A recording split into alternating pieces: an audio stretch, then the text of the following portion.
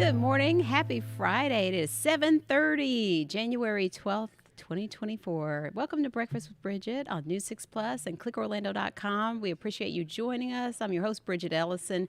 We finally made it to Friday. It's a little bit soggy out there, so hopefully you have the rain gear still handy this week, but it's not a downpour just yet. But meteorologist Candace Campos is here. We're finishing strong, Candace. It's Let's been go. interesting weather week for us. I know.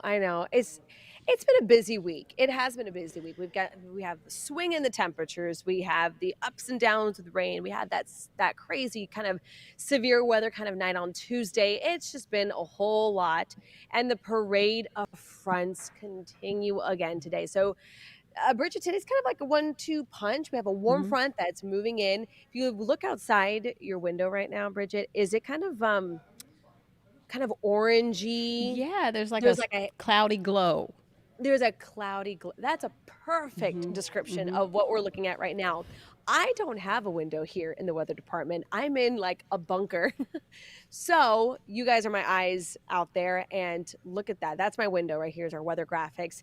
Right now we're watching a warm front, Bridget, moving into central Florida. And warm fronts tend to bring a lot of low clouds and that rain that kind of just sits really low to the ground. So because of that, we are watching the sunrise, that reflection bouncing off the cloud cover, and it's giving it that kind of orangey haze. Mhm. Even though there's no haze technically out there right now, it's a lot of just kind of the low cloud cover with that front, kind of that warm front kind of overriding the cold air that was there. So that's a little kind of a weather tidbit for you. That's the reason why it's kind of orangey out there right now. Current temperatures, though, it is warm out there. We're about 63 degrees.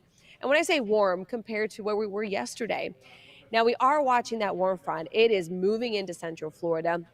With it is bringing with it some pockets of some pretty heavy rain, hence why we are designating the day a inconvenient weather day. Because look at this, we are watching some pockets of some pretty heavy rain right now along the turnpike, now just shifting north and east of the turnpike into Ocoee, along the 441 down OBT in Seminole County and parts of Orange County as well. We are watching some pockets of heavy rain, and all that will continue to kind of filter in further north and east into Seminole County in the next couple minutes. So don't be surprised if you do get caught under some of those kind of locally heavier downpours. So there goes that warm front starting to lift north. That's going to bring us the rain in the first half of the day. Then later on tonight into early tomorrow morning is where we are watching the approach of this next front. This is causing just a mess of weather. We're talking blizzard conditions across areas of Chicago, throughout the Great Lakes. We're going to see the tail end of this front. Now, the timing of this front is very interesting because it's going to be moving in late tonight and into early tomorrow morning. And overnight is when instability tends to kind of knock off. We're going to hit it at the knees when it comes to that instability, dropping it down. So the severe weather threat is nowhere near where it was on Tuesday. Now, with that being said, we still have a marginal chance for rain for strong to severe storms in the forecast, basically a level 1 out of 5. And here comes the rain. So we are going to be tracking some pockets embedded, some heavier rain. There comes that warm red southerly arrows pumping in the heat and humidity, which is why it will be a very warm day today. And then we will start to track a little ribbon of moisture bringing in along that cold front, but you can see the timing of it late tonight, early tomorrow morning. Now the skies will take some time to clear out Saturday. We'll have a little bit of lingering moisture across our far southern zones as that front finally clears, but then the skies will take, again, a few hours to clear. By the afternoon, we will start to see more sunshine and temperatures will tumble behind it. So your rain chances for today will remain elevated, about 60 to 70%. And as we take you here hour by hour, rain chances will be high this morning, as you saw there on the radar. They will start to kind of taper off a little bit throughout the afternoon. So after about lunchtime, 2, 3 o'clock, the warm front will be to our north.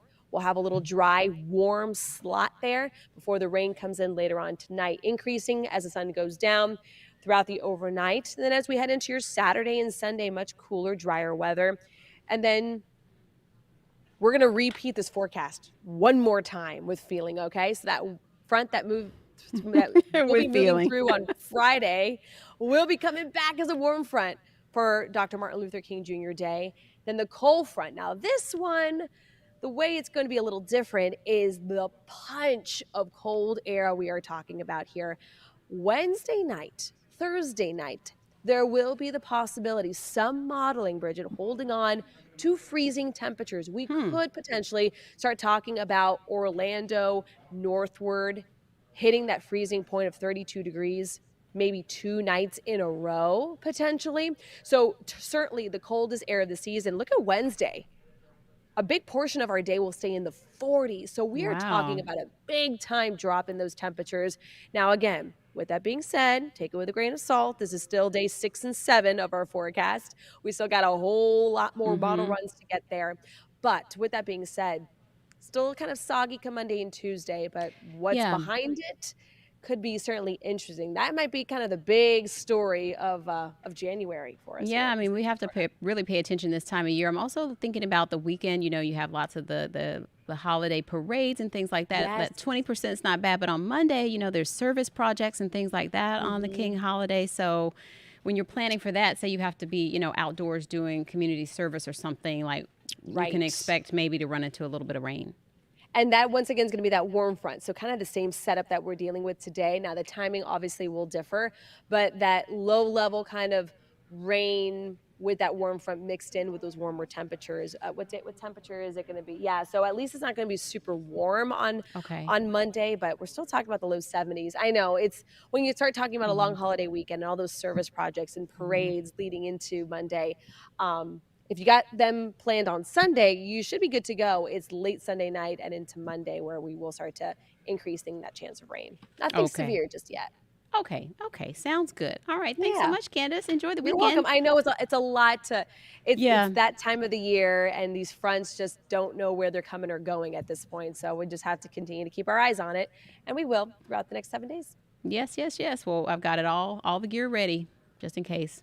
Rain, And my app. snow gear, you know it. I know. Jackets, rain jackets. All right. Everything. Thank you, Candace. Sure.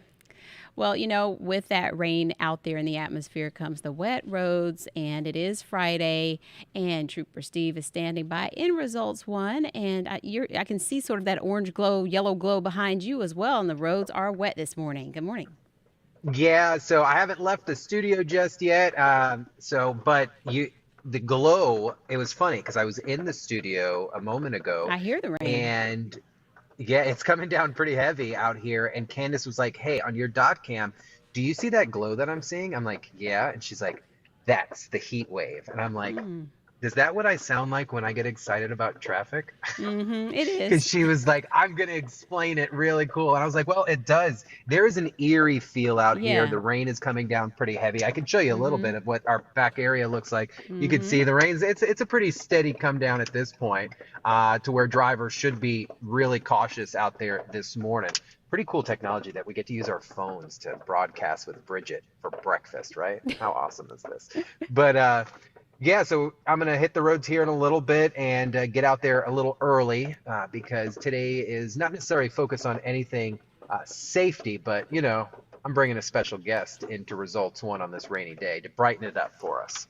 Yeah, that should be a nice ride, and good thing the roads aren't too bad right now. No, we're actually doing pretty good. As I'm talking to you, I am stalling just briefly as my computer logs in Oh, okay. and gets into Max 3 here, but I'll let you know once we're up. But the roadways, you're right. For the start of our day, I was really trying to focus on the don't be so complacent out there because Mm-hmm. you're a big proponent. When I got here, Bridgett, for those of you guys watching, Bridgett would always be like, Steve, this is what bothers me. This is what I think we could do to prevent it. And she had safety on her mind, and she's always like, the slight rain out there makes everyone go crazy, and that's 100% right now. So what we're seeing are minor crashes and not necessarily all the crazy stuff. So I do believe I have Max 3 up and running if you guys want to take that. Yay. And we could start talking. Look at that. All right. So what you're looking at there is 408 this morning, and pretend we're standing on Goldenrod looking towards downtown. You can't even see the skyline out there right now because of how dense it is. So just be careful. And it does look like traffic might be building up pretty heavy out there as those brake lights begin to head in the westbound direction. So we'll move over to the map here so we can see exactly what's going on. And you can see that slowdown right there, right around Crystal Lake area as you make your way further towards Mills and downtown. Now, there are no crashes on I-4 slowing us down too much, but I do have one here at Holden and Orange Blossom Trail. You can see a southbound delay.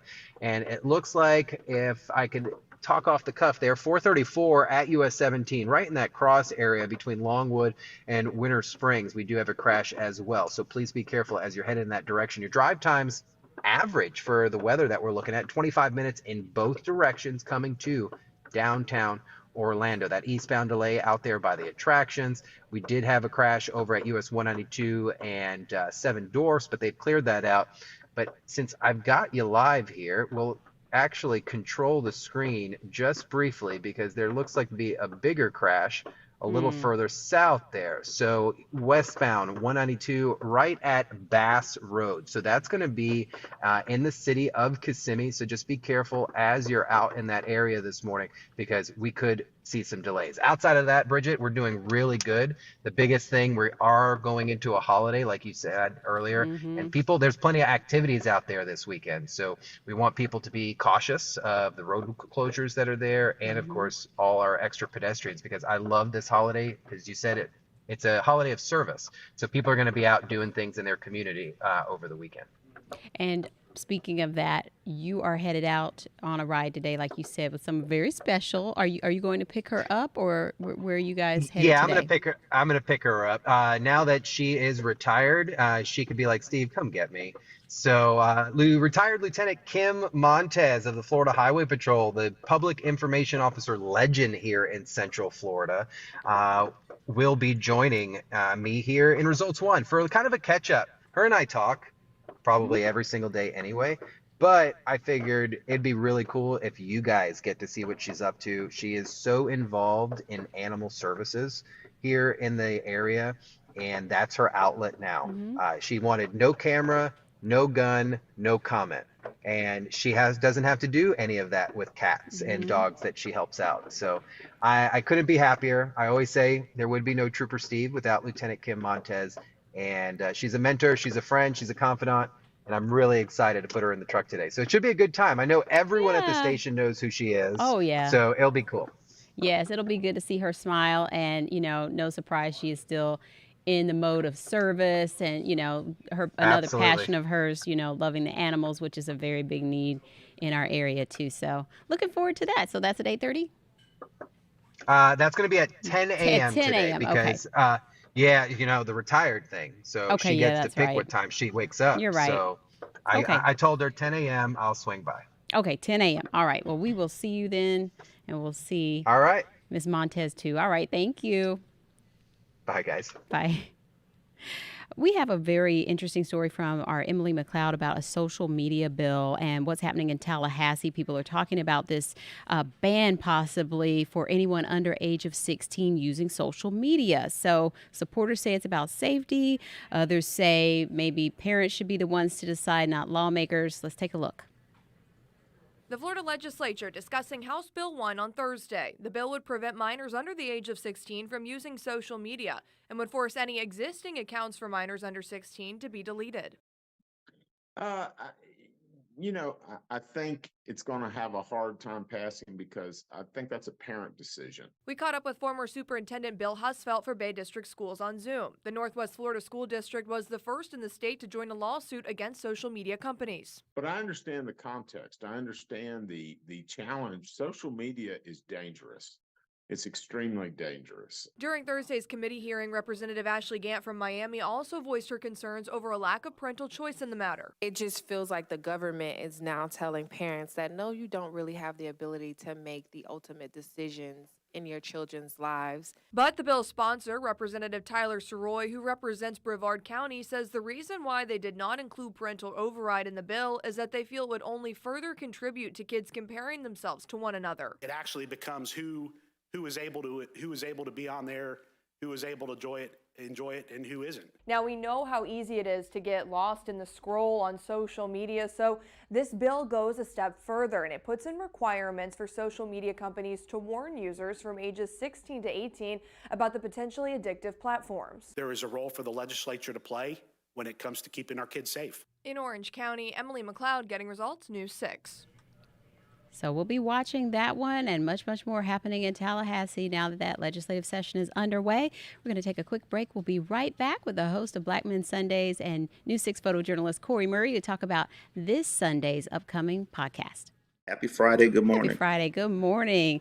So what are you working on for this Sunday? All right. Well, let me set the stage.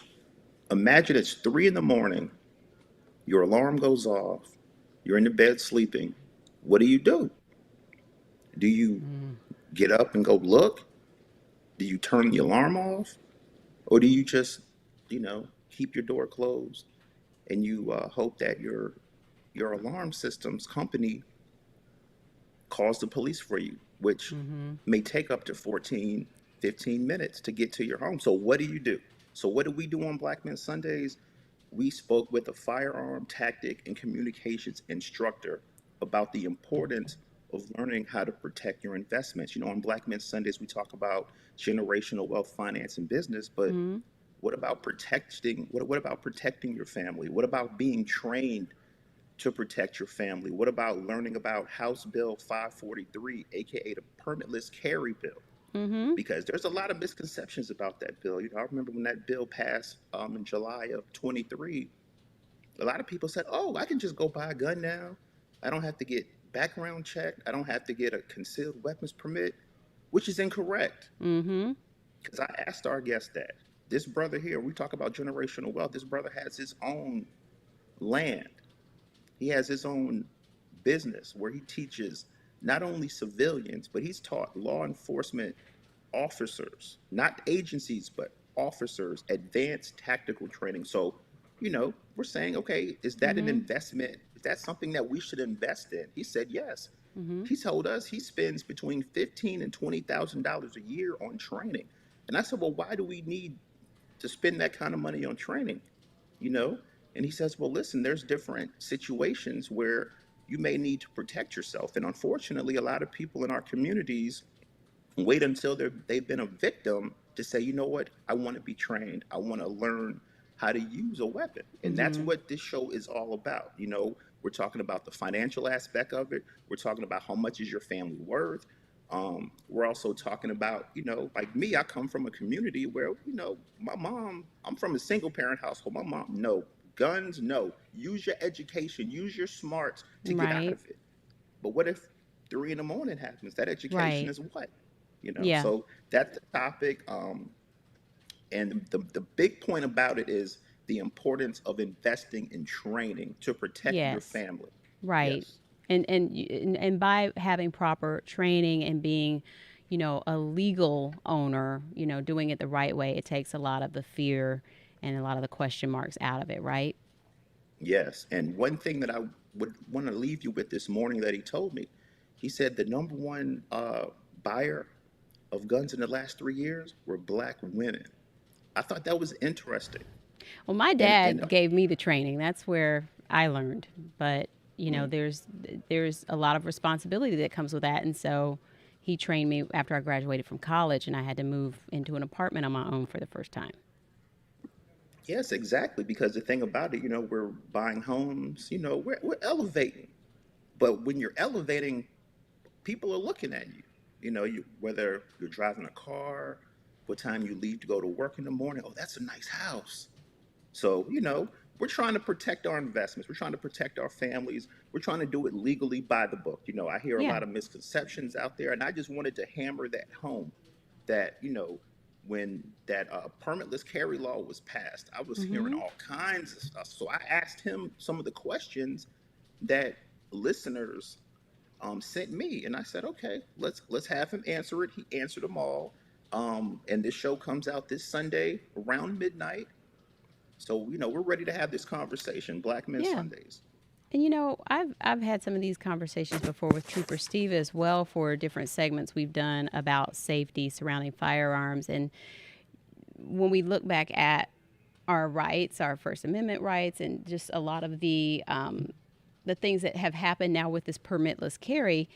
Florida tipped the scales when we became the 26th state to add this. So it's like, okay, now more than half of the states have this permitless carry option available to people if they're, doing it responsibly. But you still need to know where you are, depending on where you are, whether that's what state or what type of place you're in. There's a lot to keep in mind and a lot of responsibility and, being informed that you need to take into account when it comes to being a gun owner. Yeah, definitely, because a lot of times, you're a walking liability. We also addressed the mental trauma. As I've stated previously, I've come from a neighborhood, single parent household, but it wasn't the safest neighborhood. You heard about violence and stuff. So I said, what if, you have a mental issue or mental trauma, but you still want to get trained? He still can train you. Who we're talking about, you're going to have to find out on Black Men Sundays this Sunday. I mean, this is an episode you don't want to miss. Always good information, Corey. We're looking forward to it. So we can find it anywhere we find our podcast, Black Men Sundays, and clickorlando.com. We can find your podcast as well. Thank you so much, Corey. Thank you, and happy Friday. Back at you. I'll see you soon. All right, we have a great story from my morning co-anchor, Crystal Moyer, and our insider guide taking us out to the iconic Mecum Auto Show, and she's taking us along for a fun ride today. All right, Crystal, you ready? I'm ready. Let's do this.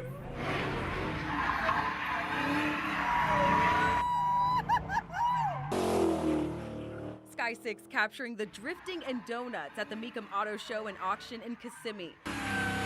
The screeching of tires, a familiar sound for drivers like Rick Vaughn. I've got some earplugs because it's going to be a little loud. You'll be fine, but to do this for 8 straight hours, yeah, we got to wear these. It's all part of the thrill rides offered by Dodge, free with auto show admission. Visitors lined up to experience the power of the Hellcat. This is actually a Charger Red Eye Hellcat, making 797 horsepower. So this is a muscle car. This is a muscle car, yeah. Compare that to a standard car with the average 200 horsepower. Hellcat is the name of the motor. So that is the supercharged Hemi. That's what really makes this car so iconic. When that car first came out with that motor, the industry had never seen anything like that. Dodge has recently stopped manufacturing the Hellcat engine, a battery-powered muscle car now in the works, but you can still find Dodge Challenger and Charger Hellcats at dealerships for sale. The thrill ride attraction, a unique marketing tool for potential customers or car enthusiasts like Paul. I've been here for the last 5 years. I come up all the way from Palm Beach. I love the cars. I come and photograph them, line up, stop, burn rubber, and it was powerful cars. They're a lot of fun. The drivers are all trained, many former race car drivers with years of experience. This is kind of the retirement series for ex-drivers. How many wheels do you guys go through during this experience? So tire-wise, the tires only last about 2 hours. So each car per day is probably going to go through 3 or 4 sets of tires. And after you take a ride on the wild side, you can get lost in the world's largest collector car auction and check out the 4,000 vehicles at Mecum. You can take the Dodge Thrill Ride here at the Mecum Auto Show for free now through Saturday. I posted the registration information on clickorlando.com/insider. In Kissimmee, Crystal Moyer, getting results, News 6. All right, that line will be long to get that ride in the Hellcat tomorrow at the Mecum Auto Show. So that was so fun. Thanks, Crystal. That's going to wrap it up for us here on this Friday edition of Breakfast with Bridgett. We'll see you on MLK Day on Monday at 7:30. Have a great weekend.